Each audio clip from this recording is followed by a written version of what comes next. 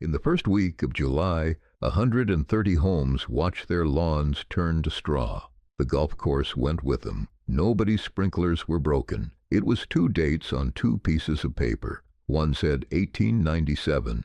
The other said 1979. On a creek in dry country, that is the entire argument. The man on the older paper was 140 miles away, recovering from surgery. While he was gone, his neighbors destroyed something of his. It had been running since his great-grandfather dug it by hand. They had a permit. They had a vote. They had a lawyer who wrote very politely. They were careful people. The president of that board had spent 22 years reading land records. She checked everything. She checked the wrong 100 feet of creek. He came home with 12 days of water left in the soil.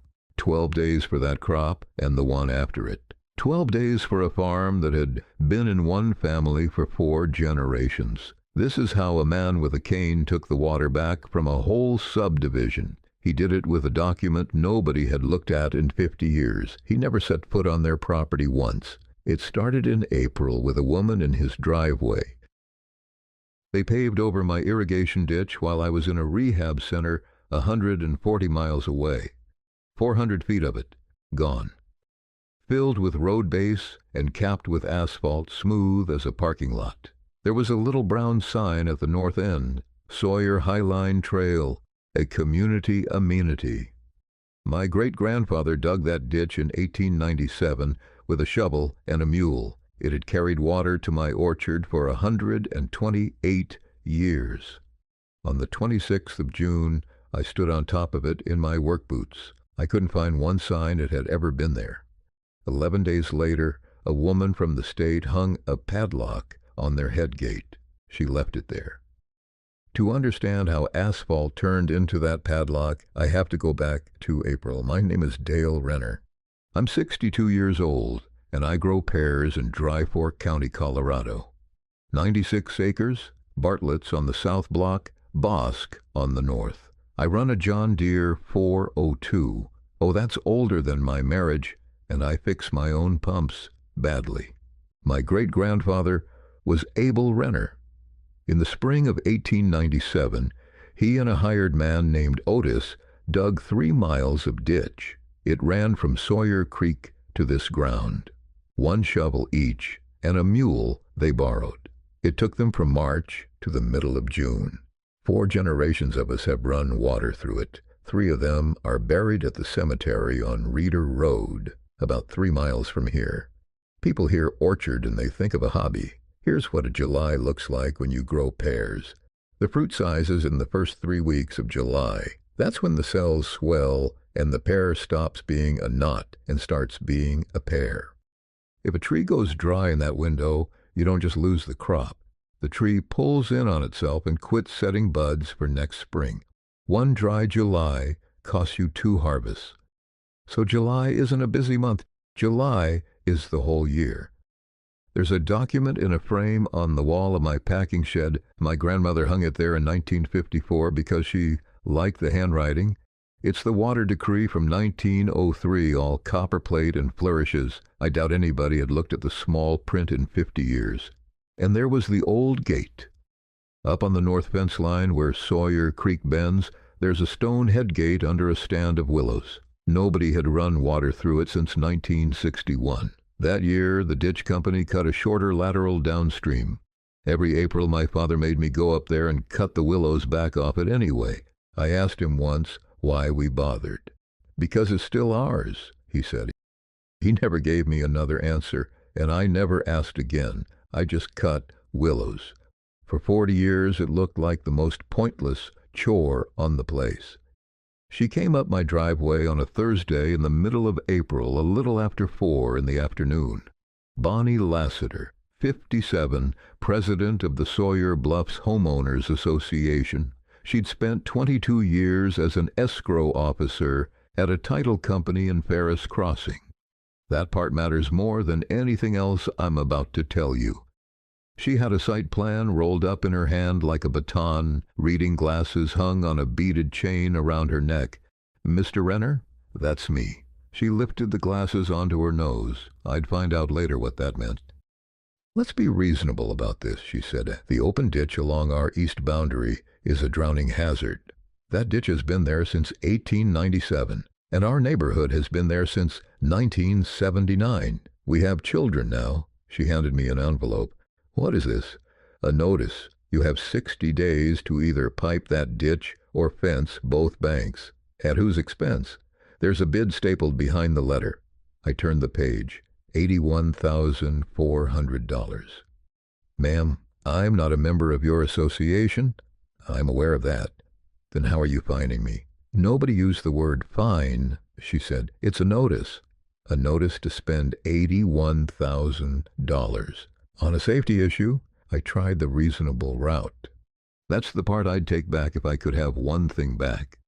I walked to the shop and came out with a copy of the Ditch Company right-of-way. It's been on file at the county since 1903. I held it out to her. The ditch has a recorded right-of-way. It's older than your subdivision by 82 years. I know what a right-of-way is. Then you know nobody has to fence anything. She didn't take the paper. She looked at it the way you look at a menu in a restaurant you've already decided against. 400 feet of that ditch crosses our common ground, under a recorded right-of-way. It crosses our ground, Mr. Renner. She folded the glasses down. On our ground, we set the rules. That isn't how any of this works. We'll see. Then she got in her car and backed down my driveway without turning around. If you're picturing a bored woman with a clipboard, that's exactly what I pictured. I went inside, made supper, and didn't think about her for 3 weeks. I was wrong about her in every way a man can be wrong. The fine came on the 9th of May. $250 a day continuing violation. I took it to a lawyer in Ferris Crossing named Wade Pruitt. He looked at it for about 4 seconds. They can't collect this. You're not a member. There's no contract. So I ignore it. You ignore it. He set it down. What do they actually want, Dale? The ditch piped. $81,000. No. What do they want? I didn't have an answer for him. Not in May. 9 days later, I got a letter from the Sawyer Highline Ditch Company. Special meeting, the 22nd, 7 in the evening at the Grange Hall. One agenda item, suspension of maintenance on inactive laterals. My lateral wasn't inactive. It had water in it that morning. I brought my father's ledgers, 4 of them, brown cloth, records going back to 1968. Every head, every date, every acre-foot. I set them on the table in front of me like they were going to matter. 19 people in that hall. I counted. Bonnie Lassiter was sitting at the head table. She was the company secretary. I hadn't known that. The president was a man named Hollis Dorr, and he wanted to be home. He went through the motion twice and asked for discussion. I stood up. That lateral has carried water every season since 1961. My father's records are right here. Nobody's disputing the history. Dorr said, then what are we voting on? Maintenance allocation. It cost the company $1,100 a year. I paid my assessment on it since 1989. Your assessment isn't in dispute. You're voting to stop maintaining a ditch that's running water right now. We're voting on the motion as written. 5-2. I caught up with her by the door. You knew about this before you ever came up my driveway. I'm the secretary, Mr. Renner. I know about everything. 60 days to pipe it, then a vote to stop maintaining it. That's not a safety concern. That's a plan. She lifted the glasses onto her nose. Let's be reasonable about this, she said. It's a ditch. Reuben Salas found me in the gravel lot. He rode that ditch for 34 years. You want to know how you lost that? I'd like to. 3 of those seats are developer shares. Sawyer Bluffs holds all 3. 2 more of them own homes in the subdivision. That's 5. That's 5. He worked a toothpick over to the other side of his mouth. Dale, she's not counting the ditch. She's counting years. Counting years for what? He took the toothpick out of his mouth and got in his truck. Wade sent a cease and desist on the 29th of May. Nobody answered it. Nobody ever did. And I went home and worried about maintenance schedules. I had my right knee replaced on the 2nd of June. I'd put it off 2 seasons. The surgeon said 5 weeks in a rehab facility in Cordell, 140 miles east, no driving until he cleared me. I said fine. It was June. Nothing happens in June. Colleen called me on the 11th. There's a crew on the boundary. Doing what? Cutting brush, 6 or 7 of them. There's an excavator on a trailer. On our side or theirs? Theirs, I think. It's hard to tell now. That should have been the moment. I was in a chair with my leg in a brace, and I told my wife it was probably brush. She called again on the 14th. Dale, there's a concrete truck. Where? At the head of the lateral they poured something. I called Hollis Dorr 4 times that afternoon. He picked up on the 4th. It's on association common ground, Dale. The company doesn't have standing there. The company has a right-of-way there. Take it up with them. I'm in a rehab center. I know where you are, he said, and that was the nearest anybody came to telling me the truth all month. Wade filed for a temporary order on the 18th. The hearing got set for the 9th of July, 21 days out. I remember doing that arithmetic on a paper napkin. Colleen sent photos on the 22nd, dump trucks, road base. She counted 9 loads before she stopped counting. On the 24th, she sent 1 more picture, and then she stopped sending them. When I called her, she said she'd rather I saw it in person. I got home on the 26th of June, a little before 11 in the morning.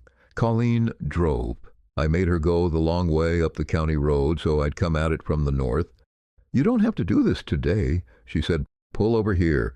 I got out at the fence line and walked it on a cane. 400 feet of asphalt, 8 feet wide, crowned in the center, still black. Somebody had put a bench at the halfway point. There was no ditch. That's the part I couldn't get my head around. Not a filled ditch, not a covered ditch. There was no evidence that water had ever moved across that ground. The check structure was gone. The delivery gate to my orchard was gone. My father poured that gate the summer I turned 11. I held the screed for him. At the north end, there was a brown sign on a cedar post. Sawyer Highline Trail, a community amenity. The paint still smelled. I walked down into the south block, Bartlett's, 40-year-old trees, and the leaves had that curl they get before you lose them. I knelt down, which took a while, and pushed my fingers into the soil under the first tree, dry to the second knuckle. The fruit had stopped. You can see it if you know what to look at. The pears were the size of a walnut, and they were going to stay that size.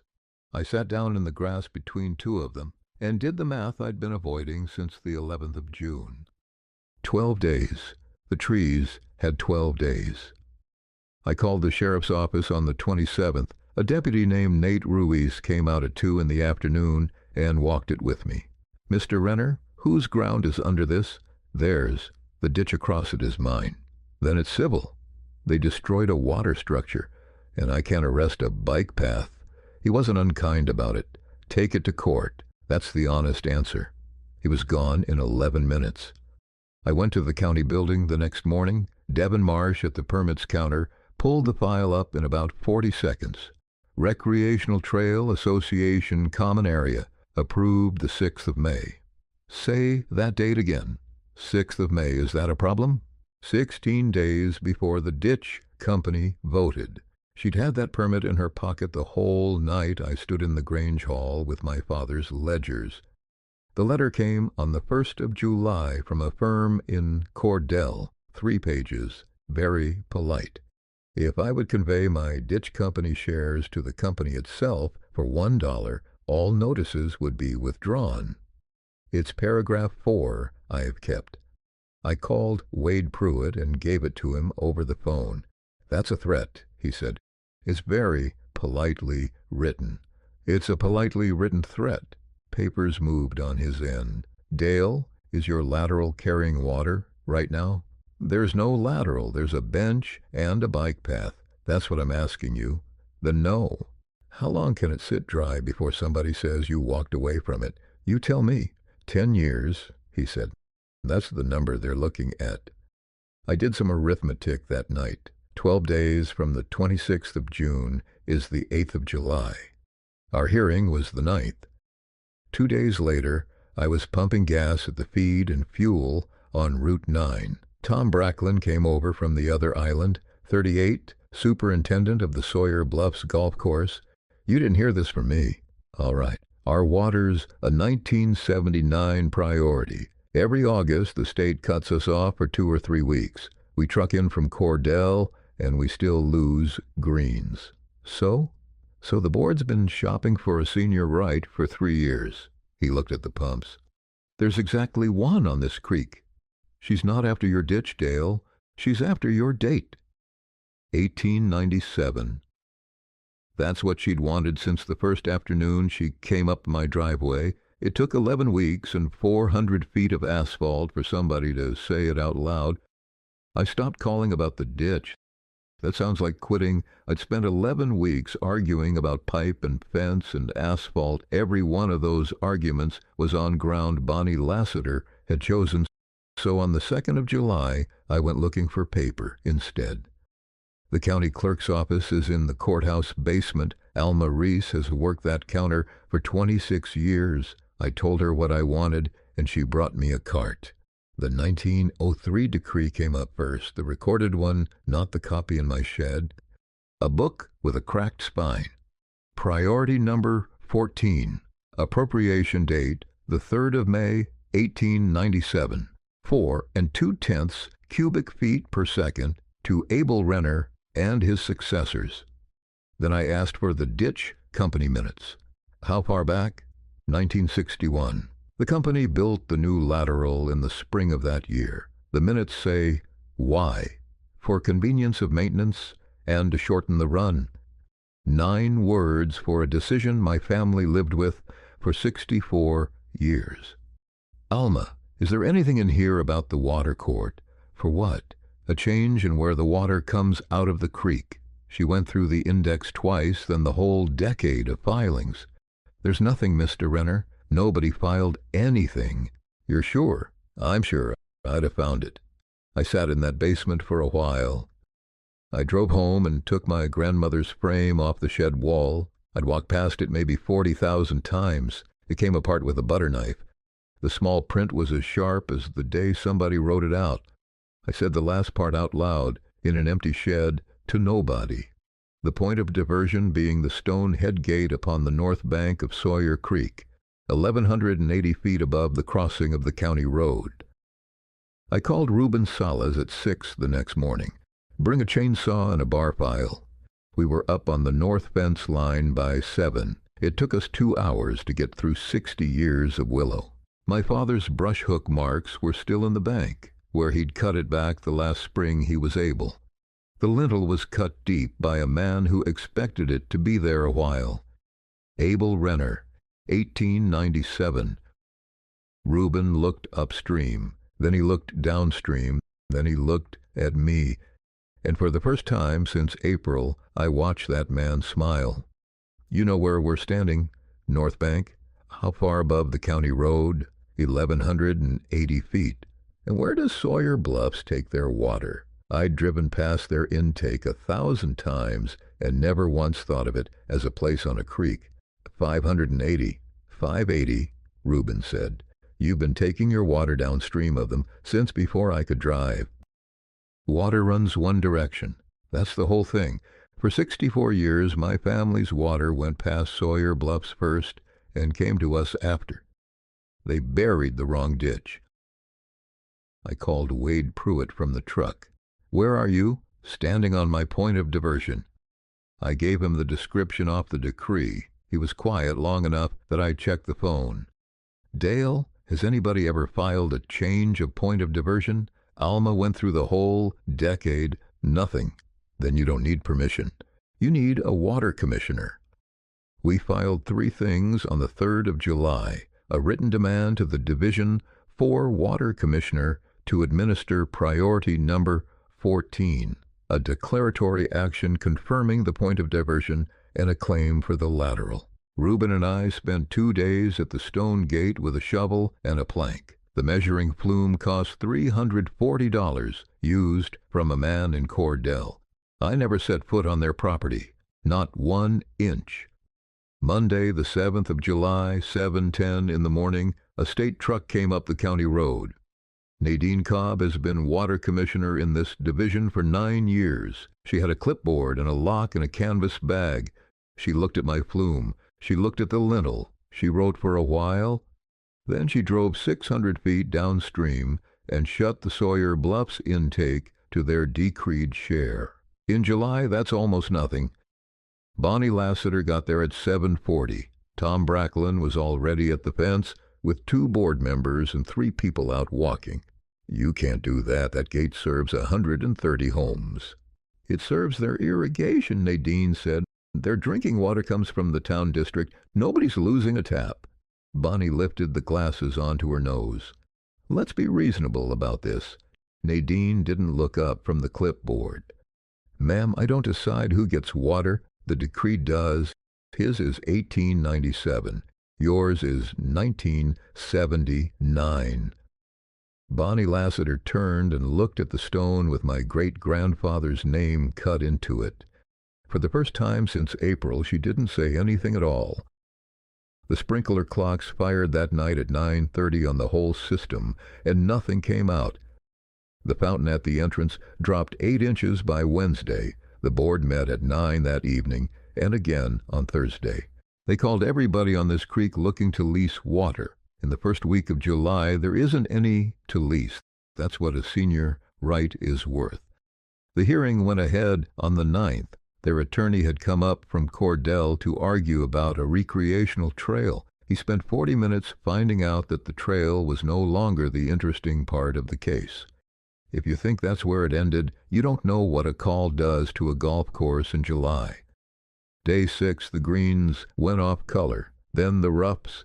The common area lawns died the way the water used to move from the top of the system down, 1 street at a time, Fescue Court, then Bluff View, then the whole of Highline Circle. On the 11th, my ditch ran full for the first time since 1961. Reuben opened the plank himself. I watched water come down a channel my great-grandfather cut. It went into 40-year-old Bartlett's with 1 day to spare. Around the 20th, homeowners started looking at their own covenants. 3 of them called to ask who had authorized a trail on ground the association didn't control. On the 28th, the Mountain West Amateur pulled the tournament. That event is 1/3 of what Sawyer Bluffs takes in every year. On the 30th, a board member named Lorraine Pike came up my driveway. She didn't apologize. Mr. Renner, would you consider selling us water? We settled in February for $486,000. The water court confirmed the point of diversion in a hearing that took 19 minutes. The special assessment came out at $11,400 a house across 130 houses. The golf course reopened in October with 40% fewer members. Bonnie Lassiter resigned 2 weeks before the recall vote. She sold in March, and the listing sat 11 months, because every photograph on it showed a brown lawn. She never once said she was wrong. As far as I know, she still thinks somebody cheated her. We picked in September, best crop off that ground in 9 years. Here's the part I keep coming back to. My great-grandfather cut a date into a rock and left it out in the open where anybody could look at it. I cleared willows off that rock every April for 40 years and never once bent down to look at what it said. It took a woman burying 400 feet of my ditch to make me go and look. What's sitting out in your yard that you walk past every day?